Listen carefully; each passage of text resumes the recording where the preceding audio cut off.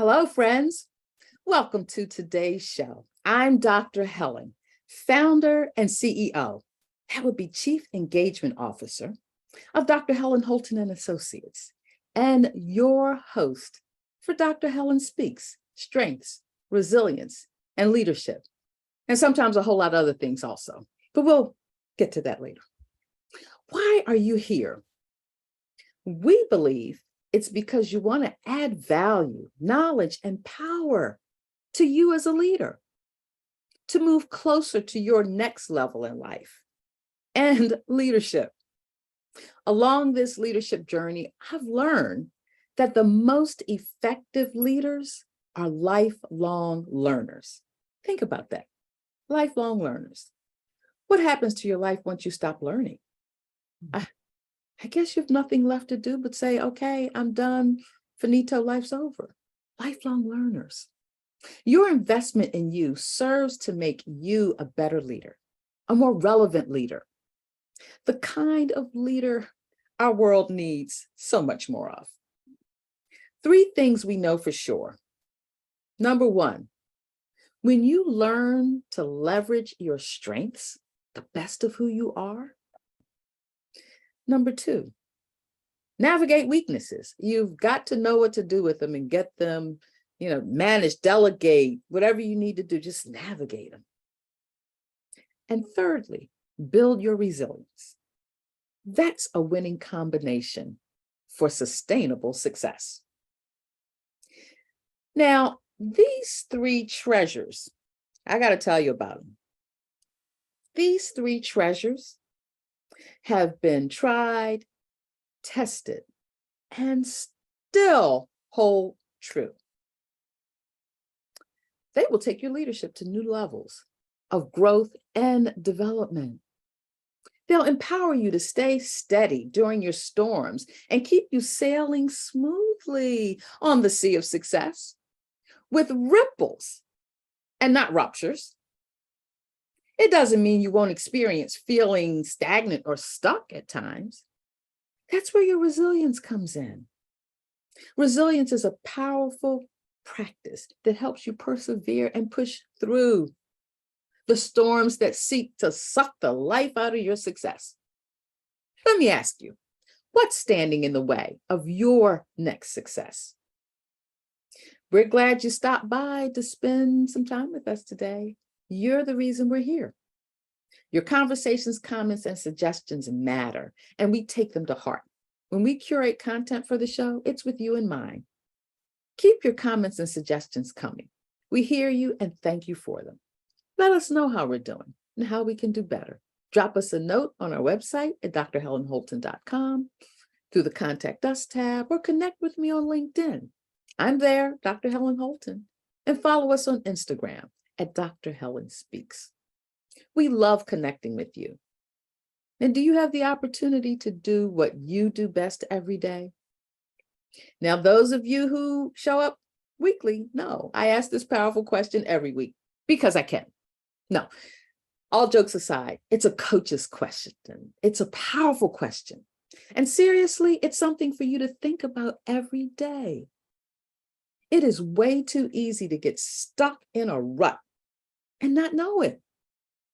When you come here to our show, we want you to give yourself permission to pause, exhale, and breathe. Allow your mind to let go and be present in the moment, to think deeper, be more intentional, and do something with whatever you take away. That something means take action. Our goal is to motivate and inspire you to engage deeper with yourself, deeper than you normally do, and to focus on what you really want for your life. Repetition is a proven process for retention, and we are your personal reminder of this truth. When you invest in yourself daily, you empower yourself to be a better leader, focused on what you do best. Now, before we jump in with our guest today, make sure you've got something handy to jot down. Thoughts, questions, ideas, and aha moments that come up for you. Capture them so you can easily come back to them later, during our afterwards. Ask us questions, reflect, expand, and build them into your life. Today, we're going to talk about what it means to innovate, incubate, and initiate you. Pulling together today's theme along with our guests made me think about something Sarah Blakely said. Don't be intimidated by what you don't know. That can be your greatest strength and ensure that you do things differently from everyone else. And that's exactly what what Sarah Blakely did. She's the founder of Spanx. And what started out as a crazy idea is a company valued at $1.2 billion with a B dollars today. That's why I have our guest here today. And she is a quiet storm full of power, influence, and impact. Diana White is executive director of Moonshot at NASET. I know it's a lot. I had to look it up. I've known her for a minute and it's like, okay, what is that? The Moonshot, I was a little fuzzy with, but it was the NASET, Northern Arizona Center for Entrepreneurship and Technology. Does that sound like the cutting edge today or what? On the homepage of Moonshot are these words: the ones who are crazy enough to think that they can change the world are the ones that do. Are you one of those? Diana and I had this East-West connection that's helped build our relationship, but that's not how we met. I got an email well over a year ago from a stranger who reached out to me to be a guest on our podcast, 10 Lessons Learned. Not only did it grab my attention, it opened up a new lens on life to explore. We've become faithful fans and friends. Diana's a definite waymaker who helps make dreams come true for entrepreneurs and small businesses, and a whole bunch of other people in between. One thing I know for sure is there's no business in this world that didn't begin small with an idea. Help me welcome to our show today, Ms. Diana White. I'm delighted to have you here today. What would you like to share with our audience before we jump in?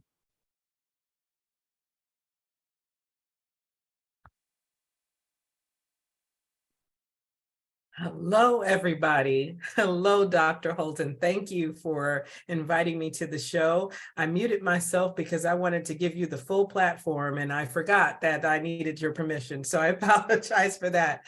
I am so excited to be here today. And as you mentioned, we go back a ways, and it was a cold outreach to a woman that I read her profile on LinkedIn and I said, she's got to be on my show. The Lord, you got to have her on my show, please. I'll do the work, you do the magic.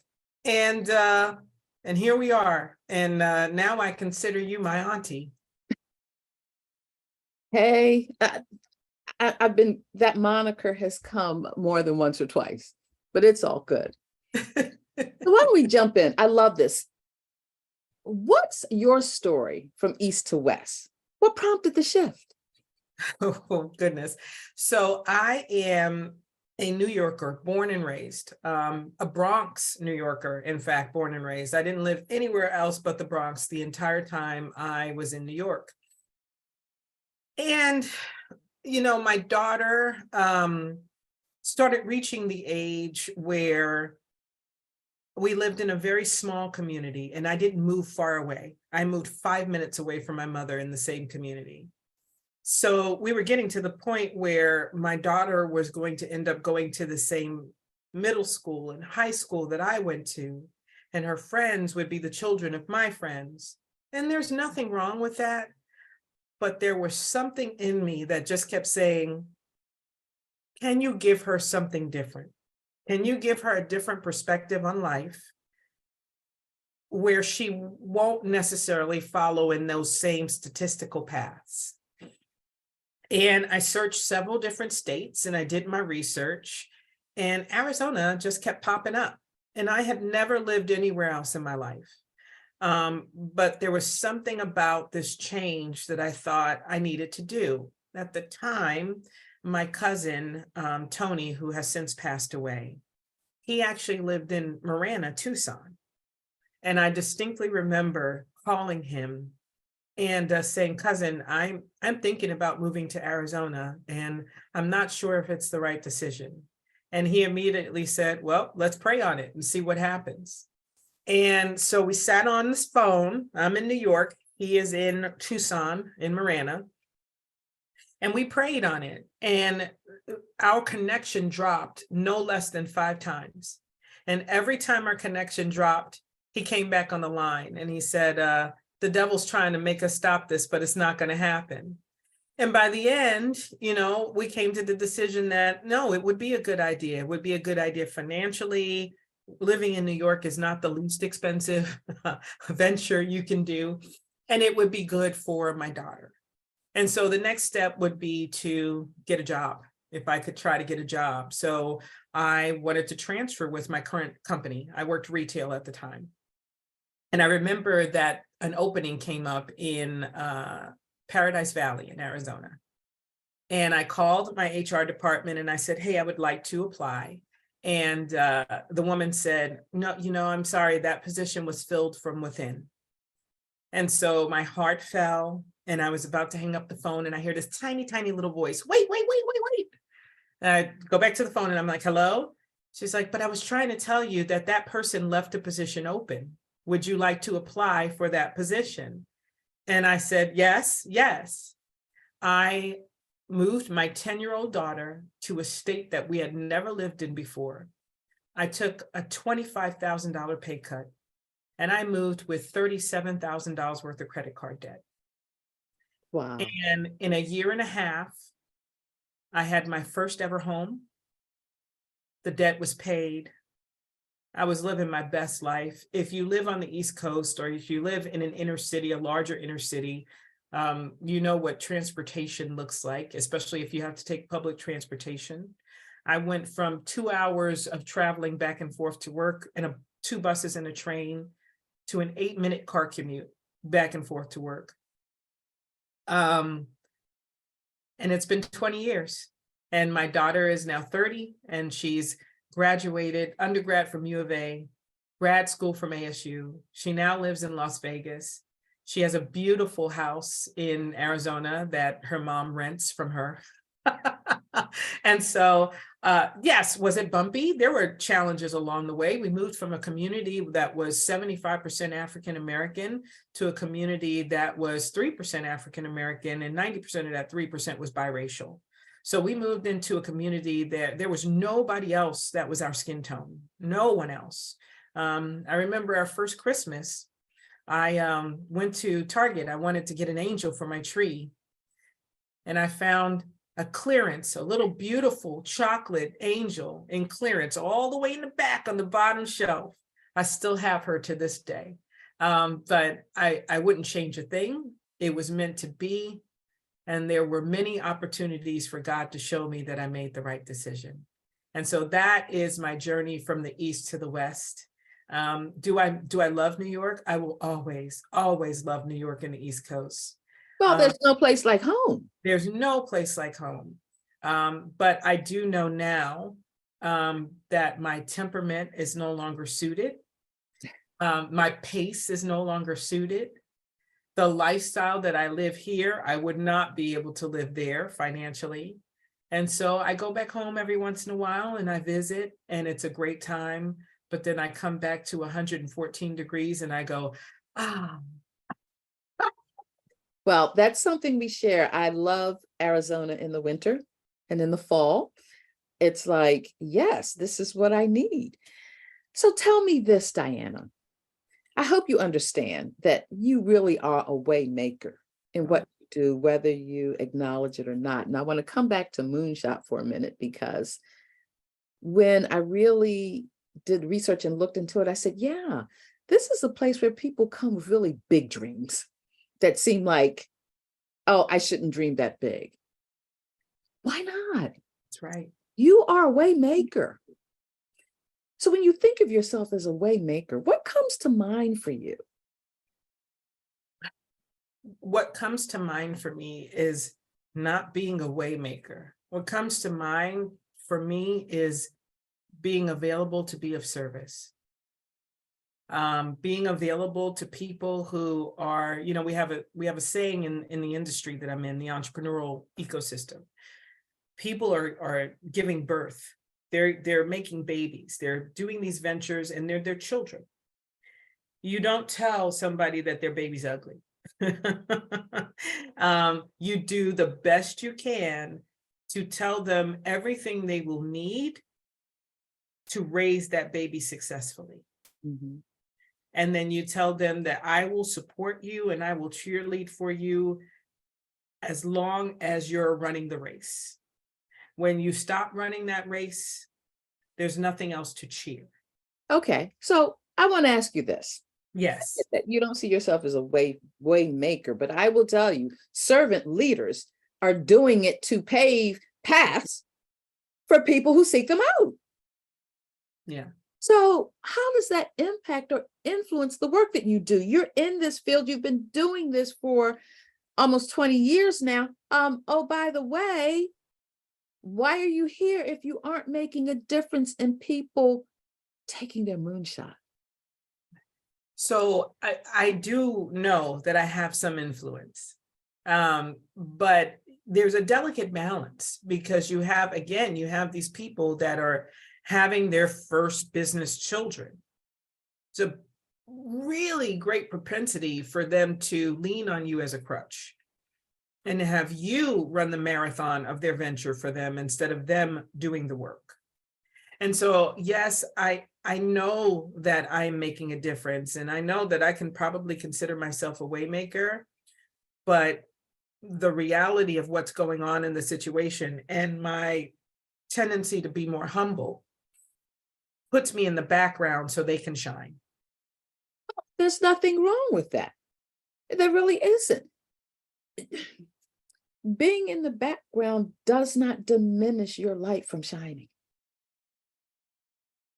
And Agreed. it's not your task to take on. So what's been your greatest learning on this waymaker journey? Because you are a waymaker. Well, Think about if you were to calculate the value of businesses that you have helped prosper sustainably, you're probably looking at billions. What have you? I'll take that with a B. Yes. But no, here's what I've learned. And it's almost difficult to explain, but I hope there's somebody out there that understands what I'm trying to say. I grew up in the Bronx in the 70s, 80s, and 90s. There was a statistical bubble around me as a Black woman. I went into retail. I did very well in retail. It moved me out to Arizona. And I spent 30 years in sales and retail, thinking that that was my path. That is it. Finding out that all of the tools that I learned growing up in retail were instrumental in helping me coach people to run a business. Mm-hmm. That was mind-blowing to me because nobody ever told me, hey, what you've learned can be applicable to so many different things. You just have to figure out how to translate that language.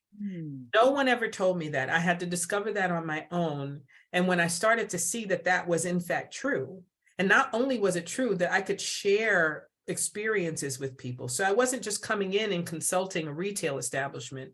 I was coming in saying, I've been where you've been and I can help you, right?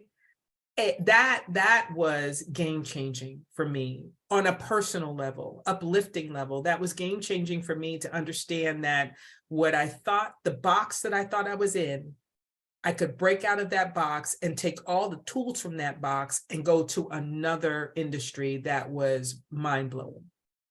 When they call that transferable skills. Yes, but they don't teach that a lot. Especially if they want to keep you in a certain box. So yes. So you sound a little bit like a warrior too.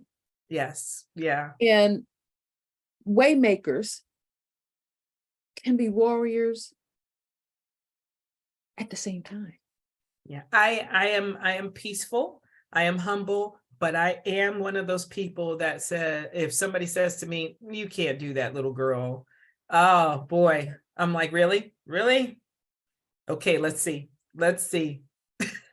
Love it. I love it. I love it. I'm a serial entrepreneur. I know. I mean, I've had some sort of entrepreneurial something going on. Oh my gosh, since a teenager. Mhm. And it took me a minute to just really want to step into this space. If anyone had said to me, "Did you think you'd be where you are today?" Heck no.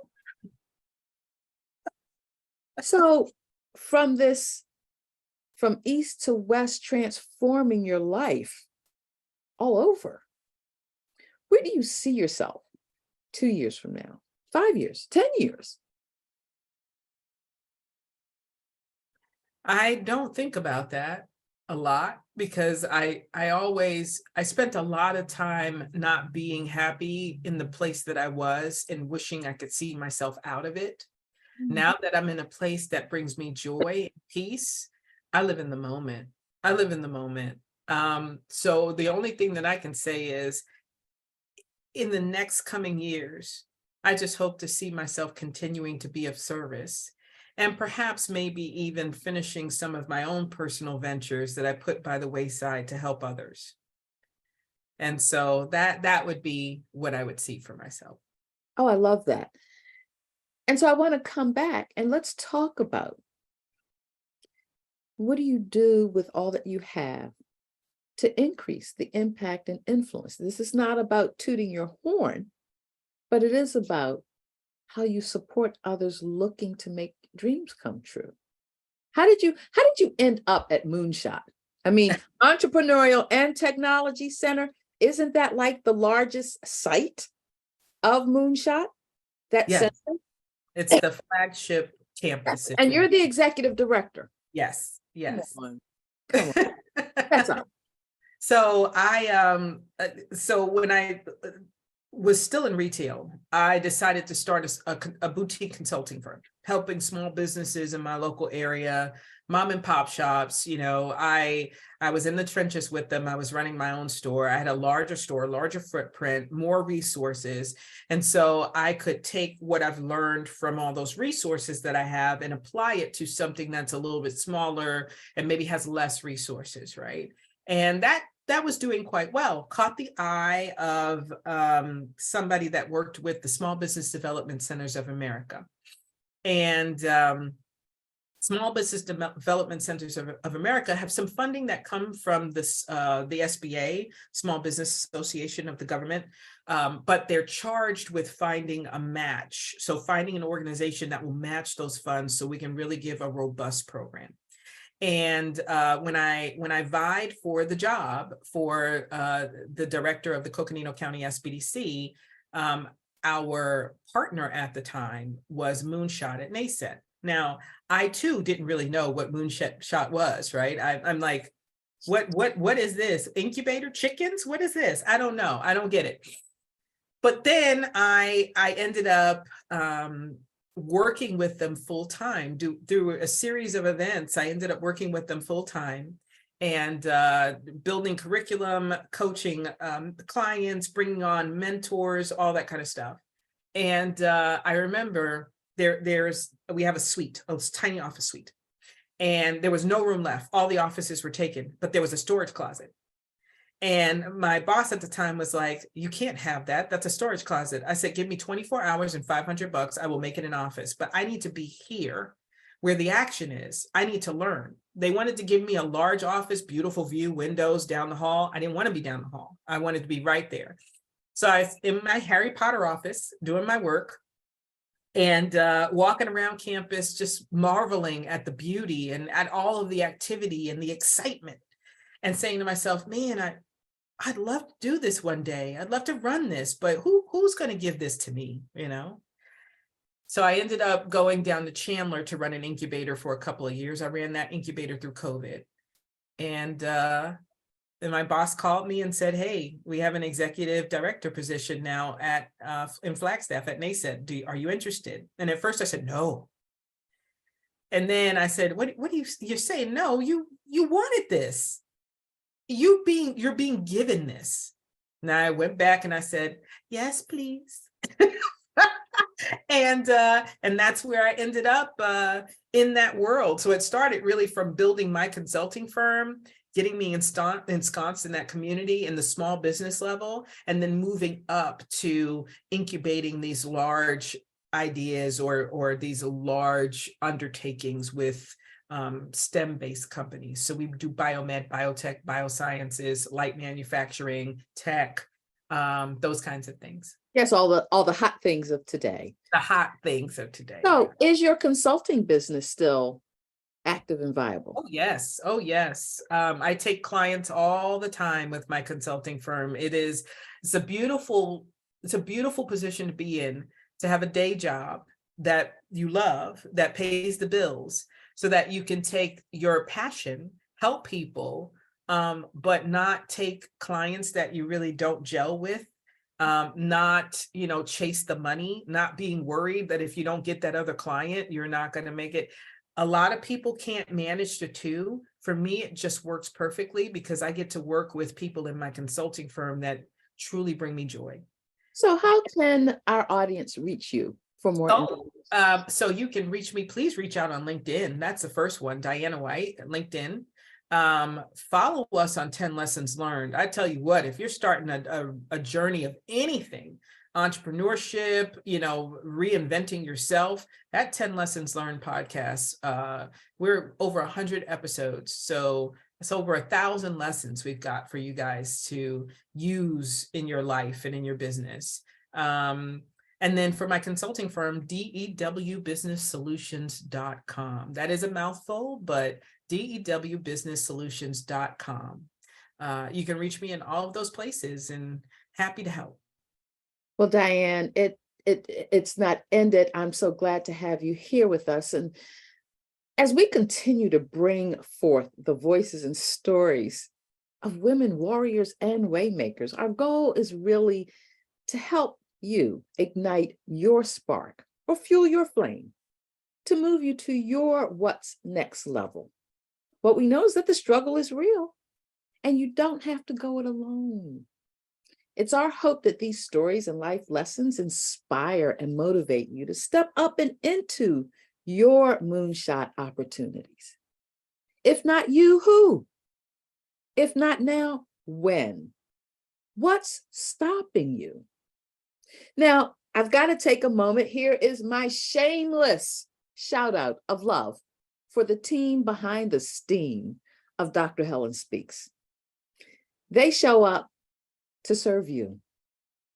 It may be my face that you see, however, it's the team beside me that makes the show possible each and every week. What keeps you moving forward from here to what's next? Dr. Helen Speaks. Our purpose is to bring you insightful and intriguing information to help you level up your leadership. We work hard to deliver lifelong learning along with personal and professional growth. We need both. We really do. Make Dr. Helen Speaks a part of your leadership development. Make it a part of your life. You won't regret it. Join us live on the WinWinWomen.tv network every Tuesday, 10 a.m. Pacific time and 1 p.m. Eastern time. Recordings you can catch here using the same link that you did today. And you can find us on Roku TV, Amazon Fire, Apple TV, and soon and very soon. I know I keep saying it, but I want you to know we're getting closer and closer to having every episode on our own YouTube channel.